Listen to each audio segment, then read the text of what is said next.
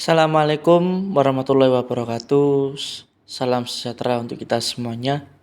Om Swastiastu, Namo Buddhaya, salam kebajikan. Selamat pagi teman-teman semuanya. Syukur alhamdulillah kita panjatkan ke Tuhan Yang Maha Esa, yang mana pada pagi hari ini kita masih diberikan kenikmatan yang luar biasa, yaitu berupa kesehatan, sehingga kita bisa belajar bareng lagi pada kelas skripsi. Pada pertemuan yang lalu, Pak Arka sudah membahas mengenai bab 1, yaitu pendahuluan. Di pendahuluan ada isi, yaitu latar belakang masalah, identifikasi masalah, rumusan masalah, tujuan penelitian, dan manfaat penelitian. Pada kali ini Pak Arka akan menjelaskan apa aja sih yang ada di bab 2, yaitu landasan teori. Landasan teori atau konseptual, atau yang sering disebut juga dengan landasan konseptual, itu merupakan hasil penelusuran tentang kepustakaan yang mencakup landasan teori dan landasan empiris, tentunya yang mendukung dari pemecahan masalah. Nah, ini merupakan bukti pendukung bahwa topik atau materi yang diteliti memang merupakan suatu permasalahan yang penting, karena itu yang menjadi perhatian atau concern, ya, menjadi perhatian banyak orang, sebagaimana ditunjukkan oleh kepustakaan yang dirujuk. Jadi tingkat kedalaman dan keluasaan aspek-aspek yang ditelaah itu bergantung pada ketajaman analisis permasalahan. Selain teori, hasil-hasil penelitian lain yang relevan yang dapat disajikan dengan menyebutnya sumber referensi aslinya. Nah, lebih lanjut, bab landasan teori itu isinya tentang apa sih? Yang pertama, isinya itu tentang teori, ya, maupun konsep-konsep yang digunakan dalam penelitian, ya, dengan tentunya tetap memperhatikan pendekatan penelitian, ya, dan permasalahan yang telah Anda rumuskan pada bab 1, yaitu pendahuluan. Yang kedua, pada bab landasan teori ini, teman-teman, ya, bab 2, peneliti itu menyusun, ya, sebuah ilustrasi, ya, dan contoh yang teoritikal, ya, theoretical framework, ya, theoretical framework, yaitu memberikan jawaban teoritik, ya, terhadap permasalahan yang diteliti. Jadi theoretical framework itu memberikan jawaban teoritik terhadap permasalahan yang akan teman-teman teliti.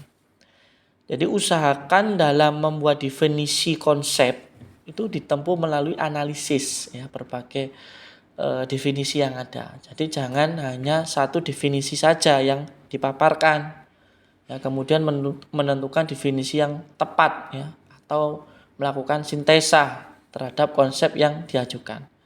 Jadi teman-teman hindari definisi konsep yang tidak sesuai atau kurang memadai, seperti dimensi atau unsur dari konsep yang tidak lengkap, ya, atau merujuk pada definisi yang telah ada, ya, walaupun definisi itu tidak sesuai dengan kondisi, ya, atau konteks dari permasalahan atau konsep teori yang terlalu jauh relevansinya, ya, dari topik yang teman-teman teliti. Terus kemudian berkaitan dengan poin yang Pak Arka sampaikan tadi, ya, maka teman-teman hanya diperkenankan menggunakan teori dan konsep yang relevan, ya, dan wajib mengkolaborasi serta menganalisis teori itu, ya, secara mendalam.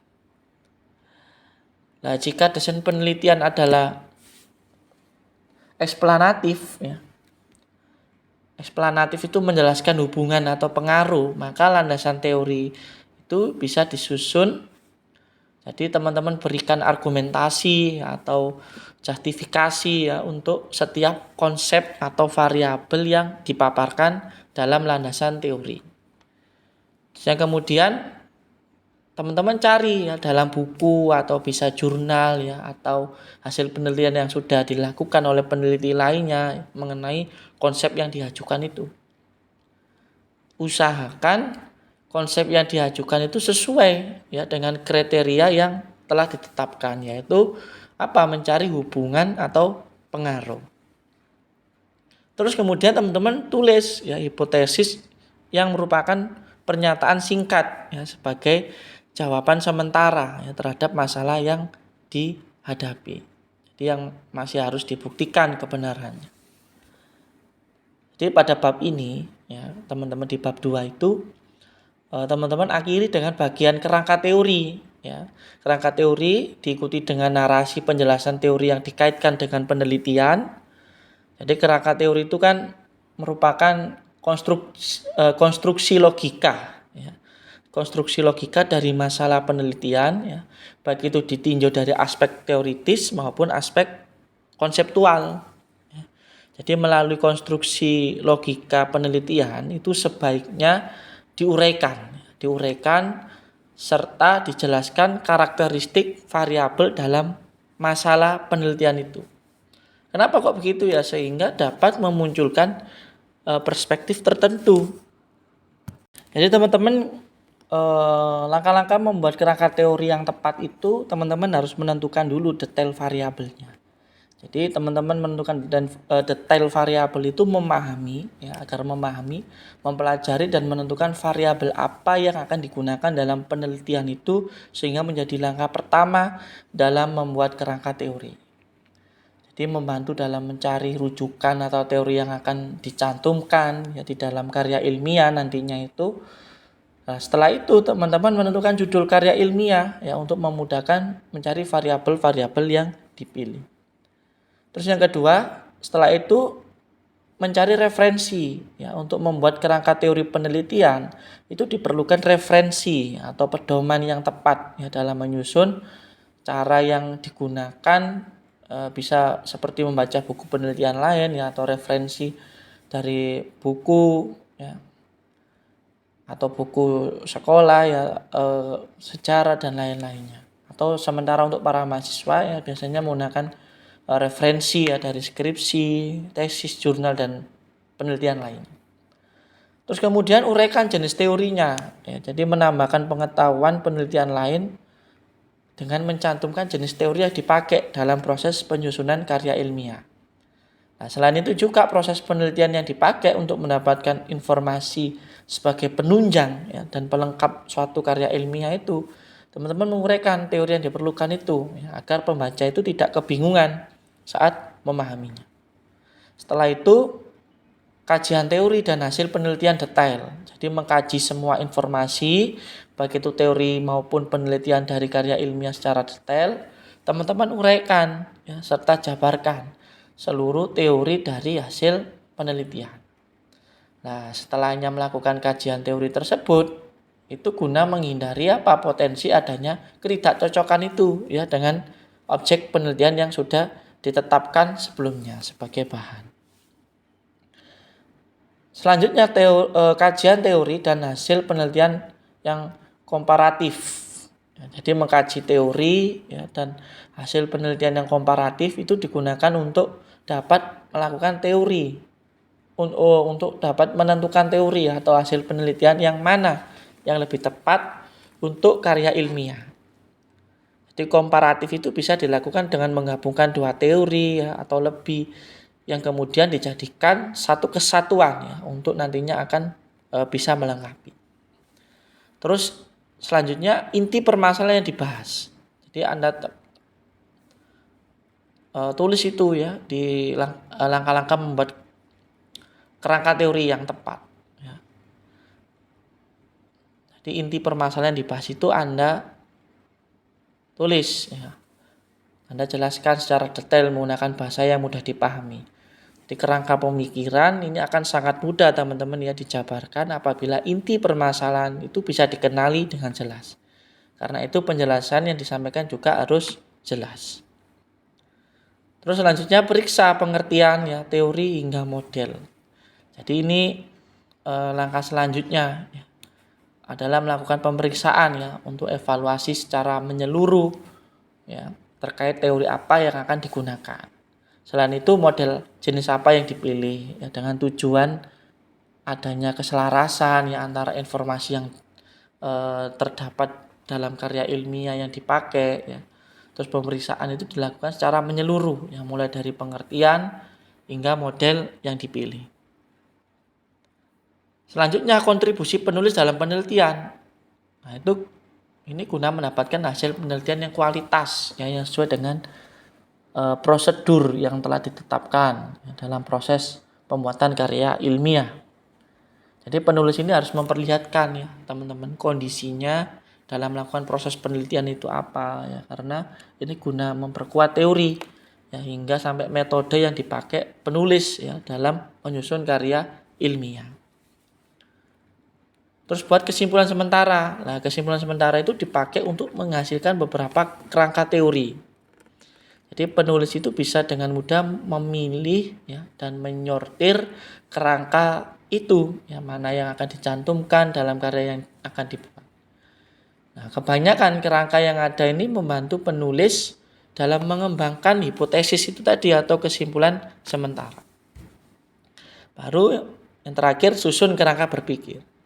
Jadi kerangka berpikir ya, kerangka pemikiran yang bersifat padat ya, serta menyajikan kerangka dalam bentuk skema ya.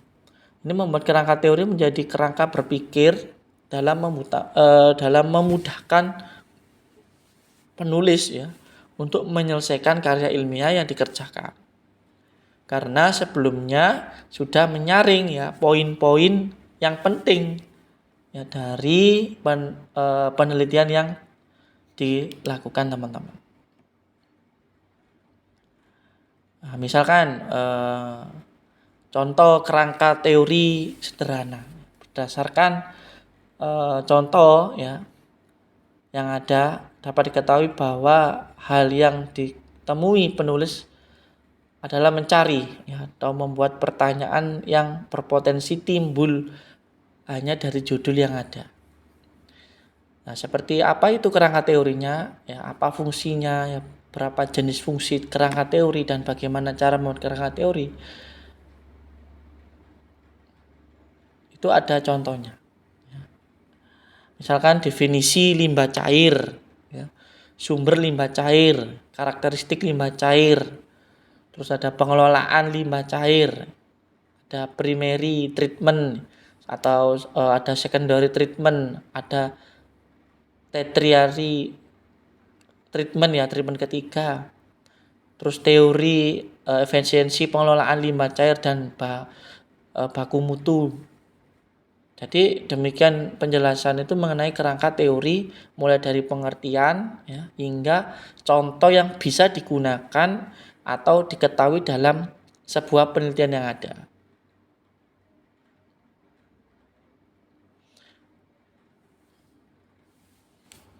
Oke, itu penjelasan Pak Arka mengenai bab 2. Semoga membantu teman-teman untuk menulis skripsi di bab 2.